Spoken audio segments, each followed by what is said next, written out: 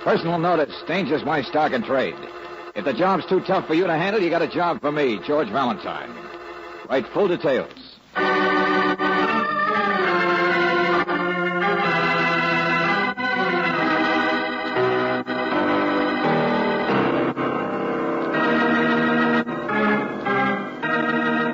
Let George do it.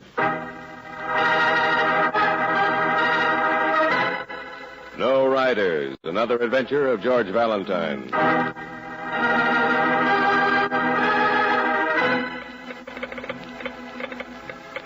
Mr. Valentine, there's a boy needs your help terribly. His name's Floyd Bronson, and he's in terrible trouble. He hasn't got any friends, and they won't let me see him. He'll still be here, I think, until the fire's over. It's a terrible fire. Please drive fast and get here. It's on Highway 41, just a few miles east of Paso Robles. You can find me because I'm a waitress at the Stop and Sip Cafe. Respectfully, Wanda Murphy.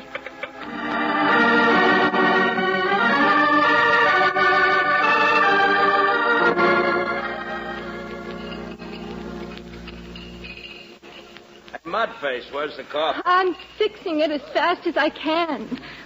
Oh, Mr. Valentine. Hey, what's this? I'm so tired. Everybody's tired. Well, Wanda, can't you sit down? Oh, I've been on alone since 6 last night. That's when he was here eating supper. Tommy Tucker, I mean. One that died. The what? He's a truck driver for a San Francisco fur company and... Hey, Mudface, what's this about Tommy? Oh, ask one of the men down the counter, Mr. Evans. They know more than I do. Oh, okay. Salesman, that's all. Sore because Mabel's not here. She's good looking. Yeah, we'll skip it. Now, look, Wanda, I know you're groggy, but in words of one syllable, what's it all about? Yes, and you said something about a fire. We saw carloads of men on the highway. But... Well, that's what I've been doing, feeding all those men. You see, Mr. Valentine, last night a truck went over the grade 11 or 12 miles east of here towards Bakersfield. Went out of control and the driver was killed. Uh-huh. That's Tommy Tucker. And the fire was from the wreck, is that it? Truck caught the grass on fire? Brush and scrub timber, yes. But they were afraid it would spread. They're only just now getting it out. Okay, I follow you that far, only... Hey, boy, what do you think of that old timid Tommy, huh, Mudface? Say, how long's he been on this run, anyway? Oh, George, give me a nickel. Yeah, here. Did you hear me, Wanda? I said, how long's he been on this run, anyway? Thanks, Sancho. That's much better. All right, Wanda. There was a wreck and fire. But you wanted us here for something else, didn't you? Something like a boy in terrible trouble? Floyd Bronson. Okay, let's hear it. He's... well, I don't know what it is exactly, but... Well, I just met Floyd yesterday, Mr. Valentine. Yeah, go on. Well, he was just going through, but I had the afternoon off, and I was sitting here playing records when he stopped by. He sort of talked, and I talked, and I guess we talked nearly all afternoon. Salesmen and truck drivers don't pay much attention to me except to kid about the food. He was different. He liked you, and you liked him. Oh, yes, it's very mutual.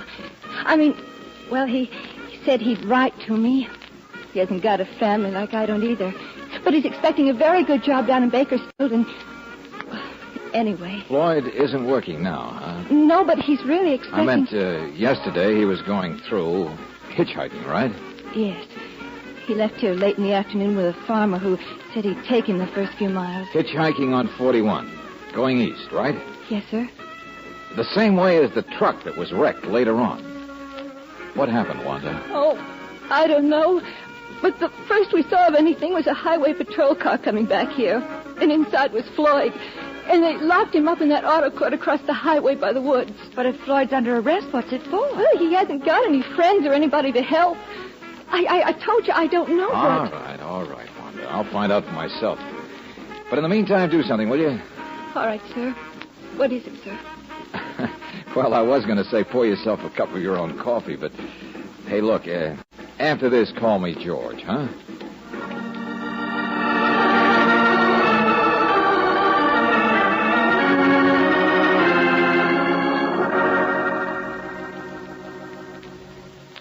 So, Wanda asked you to help me, huh? Yeah, the kid's upset.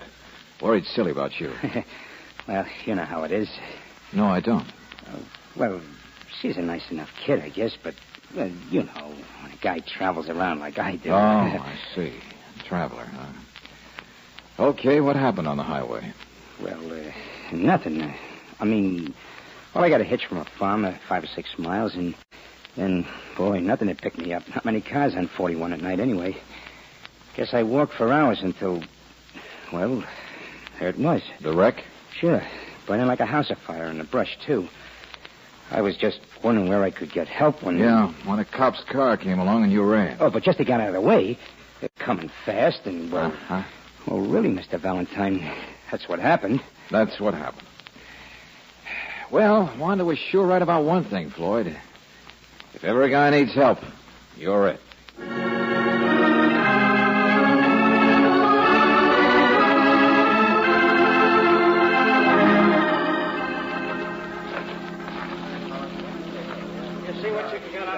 And, you're the man who owned the truck, huh, Mr. Jessup? Yeah, lots of them. Look at this here. Silver foxes he was going to deliver to a store in Bakersfield. Couldn't tell them from parchment now. Stuff's insured, isn't it? Oh, yeah, but it's a headache. Know what happens to wholesale furriers like me? They get bald. Sure not much left at the back of that truck. And this crate of Persian lamb, shish kebab. And the box of chinchilla looks like burned cigar butts. Okay, so you've had bad luck. But Mr. Chester... Oh, Valentine, I'm not complaining just for fun. It's because I've been up all night driving to get her and to see what could be saved. Well, the driver, Mr. Valentine, Tommy Tucker, nicest boy I ever had working for me. I liked him. Yeah, I understand. So, if there's anything funny about this, if it's not just a case of Tommy's clutch or brakes giving out on the grade, well, what about that kid they picked up? You know as much as I do, or the police so far. Mr. Justin, has anyone ever tried to rob one of your trucks? On such an out-of-the-way road, it could... No, this is not a movie, Miss Brooks. Cargo's all boxed and locked and bolted to the floor. Besides, it's all still here, what's left of it. Still was curious about that kid, that's all. So am I. He was running away from the wreck. And maybe he was in the wreck and doesn't want to admit it. You mean maybe Tommy had picked him up? Sure, why not? Little company late at night. No, that doesn't make sense. Why not? Well, you see the sign? No riders. That's the one rule we're really tough about. And Tommy wasn't a boy to break rules. Yeah, I heard a salesman call him Timid Tommy. Oh, conscientious, that's all. Reliable. I told you, the best man I ever had. Best driver, too. That's what bothers me. Yeah. Say, what did they find up here in the cab of the truck? Ashes, mostly, see? His flashlight was here in the seat. Uh-huh. Truck's out of gear, huh? Yeah. I got a mechanic coming to take a look. Little iron rings. What's that? What do you mean? 2 little iron rings about 1 inch in diameter. On the shelf up here, back of the seat, see? Yeah, I saw those, Miss Brooks, and for the life of me, I can't... Fire's pretty well under control now, but I sent Tucker's body off to Paso Robles. Oh, thanks, McGee. 2 facts bother me, Valentine. Yeah? Number 1, we couldn't find any jacket any place for the driver, Tucker. Not even a zipper. But in the fire, it might have burned. And anyway, maybe he didn't have one. The cab of a truck is heated, isn't it? Well, I know it doesn't mean much. But finding a wallet does. A wallet? That's right. A firefighter just phoned from several miles down the road. Says come take a look at something he picked up there. Tucker's wallet.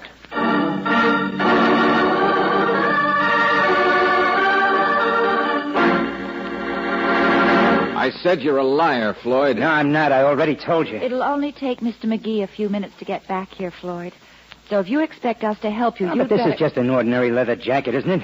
You can buy them like this by the millions at Army Navy stores. You can steal them off bodies, too. No, I didn't. I told you I didn't. I said steal them off bodies. No, it wasn't even on him. It wasn't... Oh, is that so? Well, anyway, I didn't steal it. It was lying there on the ground, thrown from the cab like he was. And, well, I was cold, and I knew I'd have a long way to go for help, and well, so I took it. This was when you just happened by the scene of an accident. Well, sure. And when you looked to see if the driver was dead, you looked in his pocket for his wallet. It was in the jacket, Mr. Valentine. Honest, it was. I didn't realize it until after the cops had picked me up. And I knew I'd be in worse trouble, so when they weren't looking, I threw it out the window of their car. That would explain how it was found down on the road. Floyd, when you hitchhike, do you carry a rucksack? What? I know you haven't got one now, but you see these little iron rings? Well, they're what hold the straps of a rucksack. The rest of it was burned, I suppose. Inside the cab of the truck. Well, Mr. Now, Valentine... for the last time, will you tell me the truth? Well, what really happened... Never mind that phony preamble. Well, all right. I was walking down the road, see, and nobody picked me up, and I was worn out, so finally I stood in the middle of the road. Then a sedan came along, didn't even see me. I had to dive for the ditch. It hurt my ankle, and I was still lying there when the flood truck came along. And it stopped. Sure. Driver thought I'd been hurt in an accident. He helped tape up my ankle. He did. Here, see it? Only he was such a conscientious jerk, he wouldn't let me ride. Said if anybody was seen in his cab, he'd be fired. It was the rules. Well, I pretended I was sicker than I was, and he finally opened the back of the truck where I couldn't be seen. He said he'd dump me out before he got to Bakersfield. Then what happened? Well, I was so tired, I fell asleep, and next thing I knew, there'd been this accident. It broke the whole rear end. You saw how. Well, I was awful afraid for a second, and the fire was burning around me, and, well, you know all the rest. Yeah. Now, even forgetting it's a wild story, what bothers me is, why didn't you say all this in the first place? It's like pulling teeth, isn't it? Maybe we'll have to pull out a molar, Valentine. Mr. McGee? Yes, I've been out there listening. Some story, son. Well, it's what really happened. Is it?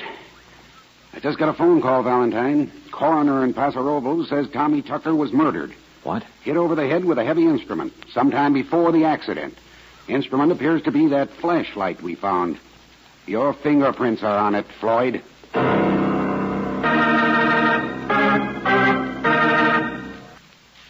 We'll return to tonight's adventure of George Valentine in just a moment. Now back to tonight's adventure of George Valentine. You go to a little roadside cafe on Highway 41, east of Paso Robles. You go to help a girl who wants you to help a boy. The girl is plain and lonely. But the boy is a little harder figure. Floyd Bronson was in the wreck of a truck last night, but it's like pulling teeth to get him to tell you about it. And if you're anything like George Valentine, you're never very satisfied with the teeth you extract. Which ones are real and which ones are false? Well, just now, Mr. McGee of the sheriff's office has said something which may shed a little light on the subject. Good Samaritan stops to pick up a hitchhiker, then gets brained and robbed for his kindness. Afterwards, it's a good idea to wreck the vehicle, cover up the evidence. I didn't do it. Well, how about your fingerprints on that flashlight? Well, I've been thinking about that. I guess I held the flashlight while he put the tape on my ankle, like I told you. You always seem to have explanations after we tell you what we want explained. Well, sometimes it's hard to remember, that's all. Kid, you watch the world like a card player expecting a crooked deal. Well, don't you know how that makes you look? A Sharpie holding aces in his pocket. Oh, everything I told you is the truth. You can't prove anything is a lie, can you? No, Floyd, I'll say that for you. You don't trip yourself, but then neither does a lizard. Come on, Valentine. Let's go into town and see what else the coroner... Wait a minute, Mr. McGee. Why? I'll send a patrol car back for you. But I just thought of something. I did. Well, it is hard to remember. I mean, what really happened. This had better be good. Well, like I told you, I was asleep in the back of the truck, remember? Well, I think I heard voices. Voices? Where? Well, we'd gone over a bump, or maybe we'd stopped. Yeah, that's it. And then, riding along, I heard the driver talking to somebody with him in the cab. Hey, wait a minute. How did you know it was the driver talking? Well, I didn't exactly. I mean, the whole thing was kind of a memory, that's all. Two voices up there. But he must have stopped to pick up another hitchhiker, don't you think? Sure, that must have been it. That must have been. It won't work, son. Who was it told us Tommy Tucker wouldn't carry riders up front?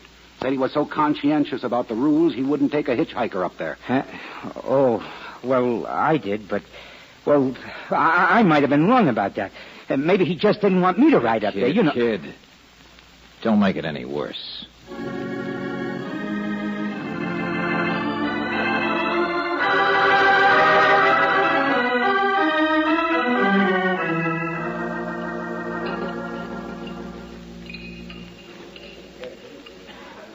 Well, Mr. Valentine, I suppose Tucker might have picked somebody up, but I can't believe it. What about a man riding in the back of the truck, Mr. Jeston? Oh, he thought the boy was hurt, and there's no way the load could be bothered. I wouldn't blame a driver for He that. wouldn't have given his mother-in-law a ride to her own funeral. What's that? No, it's a fact. Evans is my name, wholesale plumbing. Just been waiting for a chance to help you guys. Yeah, well, look, salesman. Timid Tommy Tucker, that was my name for him. Oh, a real sweet boy, don't misunderstand me, but he swallowed the rule book. You know what I mean? Afraid of the powers that be. Now, look, friend. Wait a minute, George. Go on, Mr. Evans. Pleasure, miss. South of King City about a month ago, I ran out of gas and tried to flag a hitch. Along came Tommy, but you think he'd pick me up? No, not on your 10 type. And that's me, mind you. Travel the same route all the time. A friend, practically, Yeah, you know? I think we get the idea. Thanks. Another funny thing that happened was... Thanks, mister, thanks. Huh? No, I doubt if Tommy did pick up a second hitchhiker or that he was carrying anyone in front, Mr. Valentine, or maybe even in the back. Well, at least some of Floyd Bronson's story isn't true. How do you know? How do you know a person's guilty until they've been proven so? How do you? Wanda, come over here, will you? Excuse us. All right, sir. But how Now, do you you... listen to me. I don't get mad at a case just because I don't like the way somebody parts his hair. But that boyfriend of yours can't even look me in the eye. But it's only a habit, Mr. Valentine. Is it? You've been standing around watching everything, scared to death Floyd would get himself in deeper and deeper. It's just that... Oh, well, I knew he'd act that way. Not really stand up for himself right. How did you know, Wanda? Well, even yesterday he told me things that weren't true. What things? Oh, just little things. About jobs he'd had and was going to get. Important people he knew. Places he'd been. Sure. Little boy with a big line. Oh, kid, what you see in a guy like that is beyond me. Mr. Valentine, he doesn't mean to tell things. And gosh, nobody can be perfect. Only I don't even think Floyd Bronson's his name. Holy sister, why didn't you say... Oh, I'm so tired now. I'm not sure, but... Well, he gave me an address I could write to him later on. He wrote it on an old envelope. Only... Well, there was a place where he'd scratched a name out, and it was sort of like his. It was Mickey Floyd. Mickey Floyd, huh? Here. Give me some change for the phone. Long distance. The phone's across the highway at the motel. But Mr. Valentine... Oh, now, relax. Come on, get some change.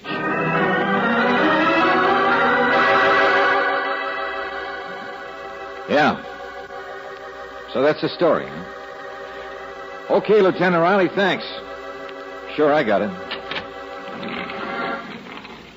Well, George, what'd they say in the city? Same thing they'll say in the country as soon as McGee's fingerprint report comes through. George, what are you talking about? Mickey Floyd, alias Floyd Bronson, escaped from a reform school up in Idaho last week. Oh, no. Yeah, that's our boy, Angel. Oh, what are you going to tell Wanda? The truth? She'll just have to get over it. Well, George, at least it explains the way Floyd's been acting. He was just trying to hide who he is. Think again. Which would you rather have happen? Be caught and sent back to reform school, or let yourself be thrown in jail for murder? No, Brooksy, there's something else. Hey, come on. What's that? What the... Hey, Evans, what's happened? Oh, brother, I don't know. Somebody said the kid broke up. What? Huh? Patrol car came to pick him up, but they found the cabin open and the guard knocked out. Yeah, sure, listen to that. He must have headed up through the woods. Come on. No, we'll meet you. Go ahead. Brooksy, if he's running up there's nothing we can do. But if Floyd's really got a bad ankle, then he'd more likely head down the other way, wouldn't he? To make a getaway? What do you mean, George? I mean, I ought to have my head examined. I left the keys of my car back in the highway. So long, Angel.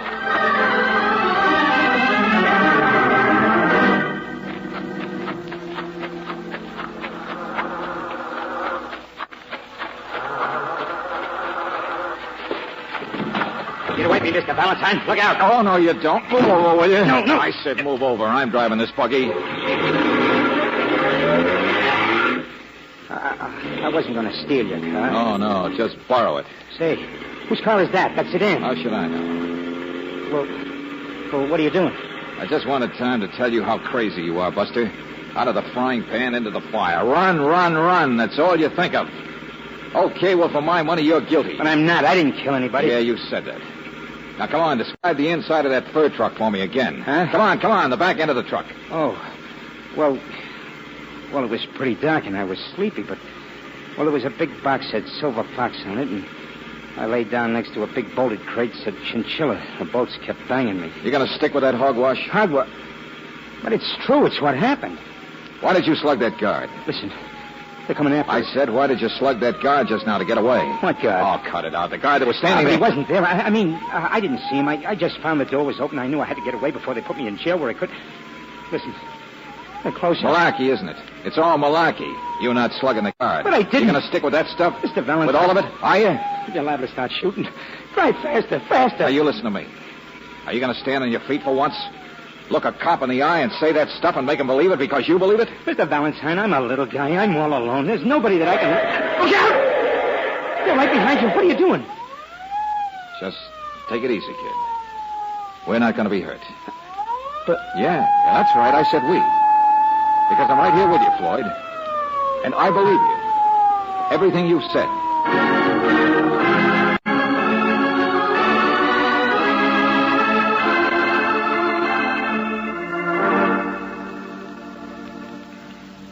Valentine, what in the name of blue blazes? Obstructing justice, yeah, I know. But now, wait a minute, McGee. You just heard the boy here describe the inside of the truck, didn't you? I'll say this, McGee. It was quite an accurate description. Thanks, Justin. And how could he have known what it looked like unless the driver did let him in there? He wouldn't have known how to work the lock on the outside. And if Floyd was riding it back, how could he have got up front again to attack the driver? Well, I know we haven't got all the answers yet. But in the meantime, I can hold him for his breakaway, slugging the guard. McGee, the kid says he didn't do it. Oh, now, The look. thing that's been bothering me, and probably you too, is that there's no other handy explanation for this whole business. Well, maybe I can come up with one. Don't count on it. You see, I think instead of it all being true, it's all false. Like the boy riding in back. Why, we've turned up a witness who passed the truck on the road and who swears there were two people in front. Oh, great. But look, if the kid can describe what was in back. Back, front, will you? Okay. But, McGee, just suppose there's somebody who's scared to death of Floyd. Because, well, by sheer accident, Floyd was along and asleep when a crime was committed. What do you mean? And there are things in Floyd's memory, like he recognized somebody's sedan over here. Well, I remember he was driven off the highway by a sedan. That's when he hurt his ankle. Now, suppose it was a sedan that shouldn't have been seen in that neck of the woods last night. Go on, Valentine. The guard comes next, doesn't he? Yeah. Yeah, if there was someone who was terrified of Floyd's possible evidence, and at the same time knew the kid was a perfect fall guy, wouldn't it be logical to set up a chance for Floyd to escape? The crazy kid would be bound to keep running until he'd be stopped someplace by a bullet. And then there'd never be any question of an alternate explanation. No more dangerous investigation. Well, there are lots of holes in a story like that. I'm afraid so, Mr. Valentine. And if my theory is right, Mr. Justin, then even the business of front and back fits into place. The kid said he was asleep in back and heard voices. Okay, McGee. You got a witness says there was somebody up front.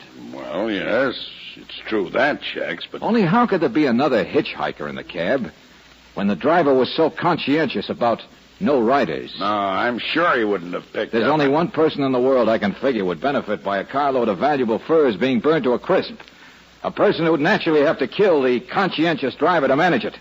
Wait a minute. Are you And trying it's the only person that a driver who lived by the rules could pick up on the highway. The guy who owned the furs. The guy who wrote the rules, Mr. Justin. You.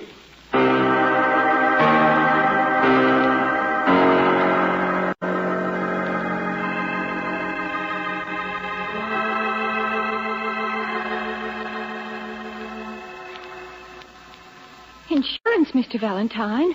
Well, I don't understand. Yeah, sure, Wanda. Insurance on the furs. Why, there was even chinchilla in that load. Maybe some of them weren't even the real thing to begin with. And the insurance company would never know. Justin would just hold out his hand to get a nice fat check, which apparently he needed to keep his company going. And it was Mr. Justin who met the truck out there on 41. Mm-hmm. Sure. Probably pretended he had a flat tire or something. Only poor Tommy Tucker. It's all going to be made to look like an accident, wasn't it? That's right, and it would have, if it hadn't been for your stumbling Romeo wandering into it. The police found enough evidence to make Justin confess. Oh, hey, give me a nickel, will you, Angel? Here, have some music, Wanda, because this is where we came in. See you later. George, what on earth... Oh, excuse me. hello. Mr. McGee said I could come in for a few minutes and, well, anyway. Before you go back to school, huh? Yeah. Well, Mudface is in there, Floyd. Huh? Oh, she's a nice enough kid, I guess. Not very attractive, but, well, maybe if you get a chance to travel around again, you'll meet somebody. Now, wait a minute. Who said she's not attractive? What do you mean, Mudface? Look, Mr. Valentine, I've stood an awful lot of criticism for you, but when it comes to Wanda... Hey, cool off. Go on, kid, get in there. Oh, George. I wonder if he'll ever really grow up, straighten himself out. Brooksy, I think he's already started.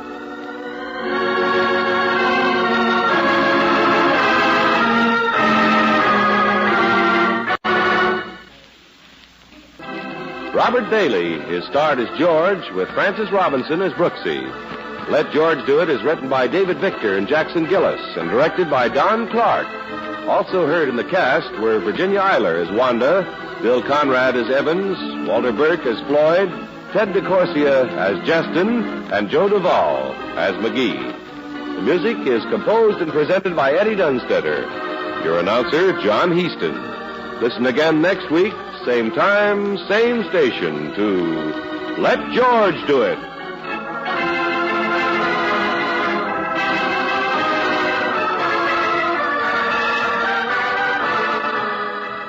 This is the Mutual Don Lee Broadcasting System.